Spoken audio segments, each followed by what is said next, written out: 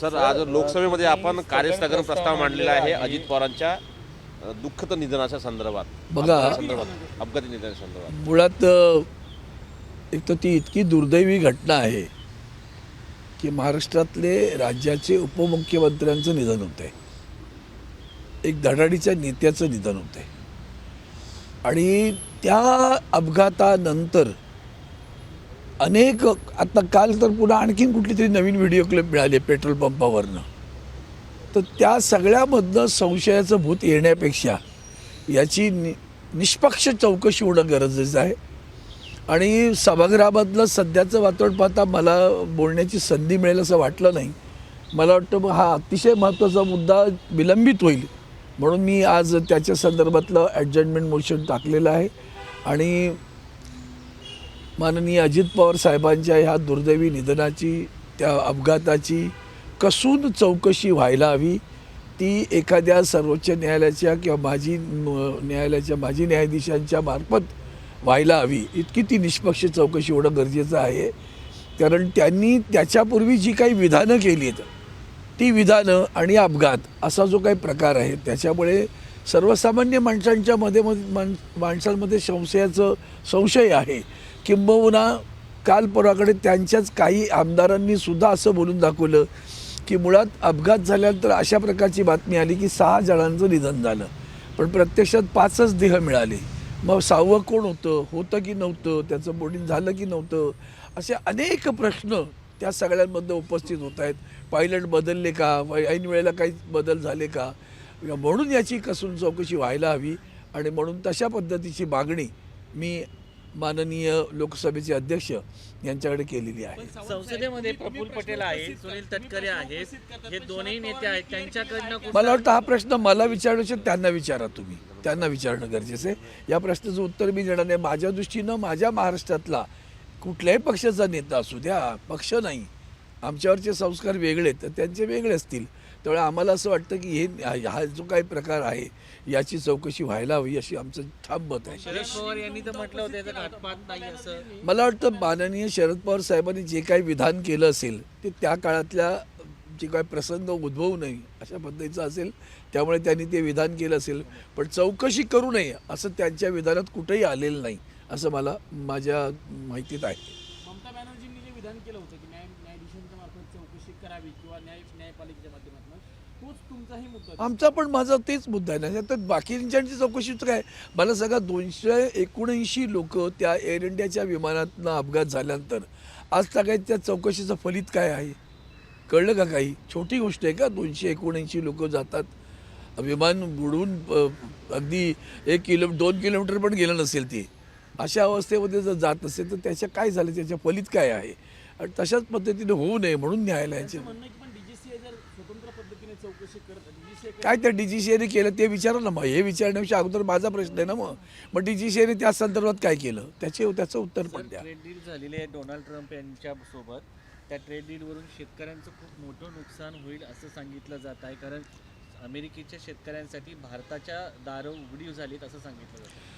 सत्य आहे त्यातलं ते सत्य ते असं आहे की माननीय अर्थमंत्र्यांनी जेव्हा अर्थसंकल्प सादर केला तेव्हा त्या अर्थसंकल्पामध्ये 0 आयकर लावला जाईल, आयात कर लावला जाईल. हा आयात कर जर 0 असेल तर त्याचा फायदा अमेरिकेला प्रचंड मोठ्या प्रमाणात होणार आहे. आणि म्हणून सगळ्यात महत्त्वाचं आहे, पहिलं डोनाल्ड ट्रम्प त्या डोनाल्ड ते पहिलं ठरवा तुम्ही, तर ते पहिलं ट्विट करतात बरं का. त्यांनी ट्विट केलं तर farmers of the US will get the benefit out of it. म्हणजे त्यांना लक्षात आलं की आमच्या शेतकऱ्यांचं इथं मोठं नुकसान फायदा होणार आहे. इथं 700 शेतकऱ्यांच्या आत्महत्या झाल्या बरं का, हे विसरू नका तुम्ही. वारंवार हे लोक असे आहेत ढोल बडवून जे काही वाईट कृत्य केलीत ते कसं दडपून टाकायचं.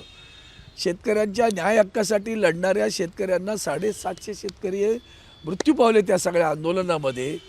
त्याचं जरासुद्धा अश्रूचा एक टिपूससुद्धा त्यांच्या डोळ्यातून आला नाही. त्यांना नाईलाज असतो तो कायदा मागे घ्यावा लागला, पण त्यासाठी एवढी मोठी बलिदान शेतकऱ्यांना करावं लागले. आजही शेतकरी हमीभावासाठी सातत्यानं मागणी करतो. स्वामीनाथन अहवालाचा केवढा मोठा ढोल बडवले होते, त्यांना पद्मश्री दिली तुम्ही, पुढं काय झालं? शेतकऱ्यांना काय मिळालं ते सांगा ना. आणि म्हणून शेतकऱ्यांना काय मिळालं हा खरा प्रश्न आहे. आमच्या शेतकऱ्यांचं याच्यातून काय नुकसान होणार आहे हा खरा गंभीर प्रश्न आहे. भारताचा अर्थसंकल्पामध्ये ज्या लोक म्हणजे साधारण 50 ते 60% लोक कृषी क्षेत्रावर अवलंबून आहेत, मात्र अर्थसंकल्पामधील फक्त 3% हे शेतीवरती खर्च केले जाणार आहे. बरं झालं आपणच प्रश्न विचारलात, त्यामुळे मी तुम्हाला पहिल्यांदा धन्यवाद देतो मनापासून. हेच तर मोठं दुःख आहे की माझा शेतकरी आत्महत्या करतो, त्याचं आम्हाला खरं तर काळजाला घरे पडले पाहिजेत की त्याच्यात सगळ्यात अग्रेसर आपला महाराष्ट्र आहे, त्याच्यात विदर्भातला भाग आहे. इतक्या शेतकऱ्यांची आत्महत्या होत असतात, आम्हाला काहीच वाटत नाही. आणि रोमॅन्टिसिझम असा एक इंग्रजीत शब्द आहे. हे जे सगळं आहे ना, 2050 साली काय होईल, 2060 साली काय होईल, अरे राहू द्या बाबा, आता 2025 साली कसं जगायचं ते पहिलं सांगा. आणि हे जगण्याचा जो मार्ग आहे तो शेतकऱ्यांना का शहरं वाढत आहे असा विचार कधी केला आपण का? छोट्या शहरांमध्ये सुद्धा शहरीकरण एवढं, स्मार्ट सिटी कसले कर्माची स्मार्ट सिटी, का लोक गाव सोडून शहरात येतात हा पहिला प्रश्न विचार कर ना. विनोबा भावे गावाकडे चला असं म्हणाले होते, आता उलटा प्रवाह आहे सगळा. कारण रोजीरोटी नाही बरं का. लोकांना शाश्वत उत्पन्नाची गरज आहे, ती मिळत लाभत नाही. आम्ही शेतकऱ्यांचं उत्पादन दुप्पट करू आणि उत्पन्नसुद्धा दुप्पट करू हे म्हणणारे आदरणीय पंतप्रधान आज गप्प आहेत या विषयावर, हे दुःख आहे. सर, मुंबई शिवसेनेच्या वतीने उपमहापौराची मागणी करण्यात आलेली आहे. आता शिवसेनेला म्हणजे एकनाथ शिंदे यांना मागणी करण्याची गरज पडते भारतीय जनता पक्षाला. मला याच्यावर न भाष्य केलेलं बरं वाटतं.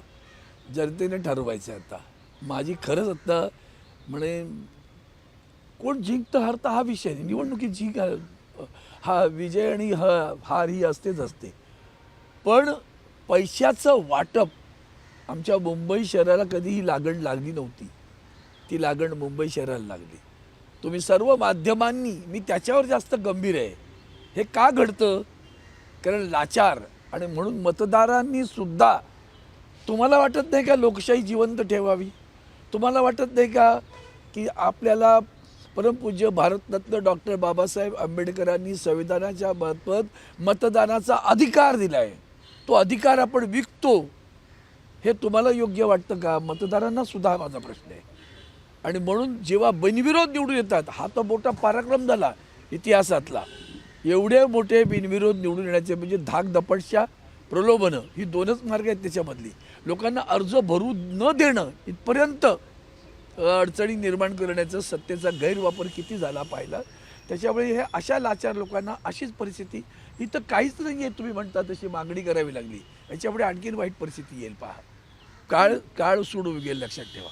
हिंदी में जानना चाहेंगे अपना एडजर्नमेंट मोशन का प्रस्ताव। आप जानती हो कि जो दुर्घटना हमारे महाराष्ट्र में हुई है वो छोटी नहीं है. हो सकता है हवाई जहाज छोटा हो, लेकिन उस अपघात में हमारे राज्य के उप मुख्यमंत्री का निधन हुआ है. और जिस ढंग से लोगों के मन में इसके बारे में जो शंकाएं पैदा हो रही है, उस शंका का अगर निरसन करना होगा, क्योंकि लोग कहते हैं पहले तो आप लोगों ने खबर दी, सभी ने 6 लोगों की मृत्यु हुई करके, तो 6 के बाद में 5 कैसे हुए, वहाँ से शुरू हो जाता है. तो इतनी सारी समस्या, इतनी सारी शंकाएं हैं, उसका निरसन कैसे होगा? हम लोकसभा में कोशिश कर रहे थे, हो नहीं रहा है, सदन चल नहीं रहा है बराबर. तो फिर हमने ये सोचा कि भाई इसको तो आदरणीय लोकसभा के अध्यक्ष के सामने रखने की आवश्यकता है और वो एडजर्नमेंट मोशन देने की आवश्यकता है. मैंने आज दे दी है. मैं चाहता हूँ इसकी न्यायिक जांच होनी चाहिए. सर्वोच्च न्यायालय की कोई रिटायर्ड जज हो, उनके मार्फत इसकी जांच होगी, तभी वो निष्पक्ष जांच होगी, वैसे मैं मानता हूँ. और वो उसकी मांग मैंने वो एडजर्नमेंट मोशन के मार्फत की है.